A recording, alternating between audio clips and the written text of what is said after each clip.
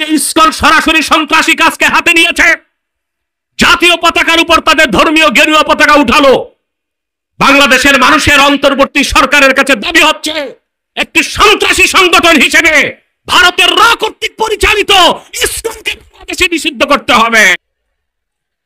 ইসকনকে Hizb ut Tahrir খেলাফত চায়, ওদের নিষিদ্ধ করা হয়েছে। মাদ্রাসা বন্ধ করা হয়, বিভিন্ন সংগঠনকে নিষিদ্ধ করা হয়, কিন্তু যে ইসকন সরাসরি সন্ত্রাসী কাজকে হাতে নিয়েছে, জাতীয় পতাকার উপর তাদের ধর্মীয় গেরুয়া পতাকা উঠালো, বাংলাদেশের মানুষের অন্তর্বর্তী সরকারের কাছে দাবি হচ্ছে একটি সন্ত্রাসী সংগঠন হিসেবে ভারতের র কর্তৃক পরিচালিত ইসকনকে বাংলাদেশে নিষিদ্ধ করতে হবে। বাংলাদেশে চলতে দেওয়া হবে না। এটা বাংলাদেশে দাঙ্গা লাগাবে, সাম্প্রদায়িকতার ধোঁয়া তুলে দাঙ্গা সৃষ্টি করবে। ওদের পক্ষে আবার ট্রাম্প, এটা তো ড্রাম। হিন্দুদের প্রীতিতে আবার স্ট্যাটাস দিছে, একমাত্র ইসলাম হচ্ছে সাম্প্রদায়িকতার ঊর্ধ্বে। কথা বলে না। বাংলাদেশে যারা কাফের মুশরিক নাস্তিক বুদ্ধিজীবী, তাদের ব্যবসার পুঁজি হচ্ছে স্বাধীনতার চেতনা, যুদ্ধাপরাধ, রাজাকার আর সাম্প্রদায়িকতা। এই ব্যবসা গেছে,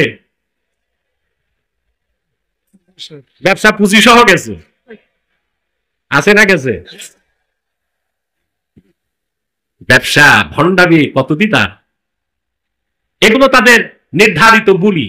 ব্যবসার পুঁজি, রাজাকার, যুদ্ধাপরাধী, স্বাধীনতার চেতনা, তারপরে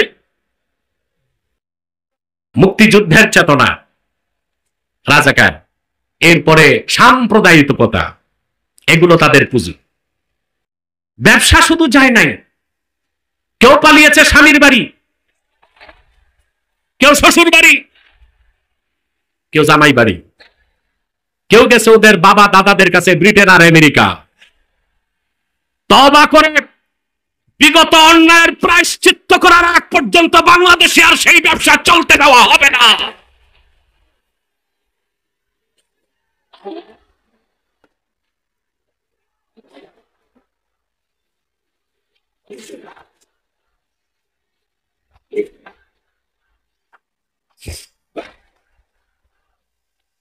আজকে আবার হিন্দুদেরকে মাঠে নামিয়েছে,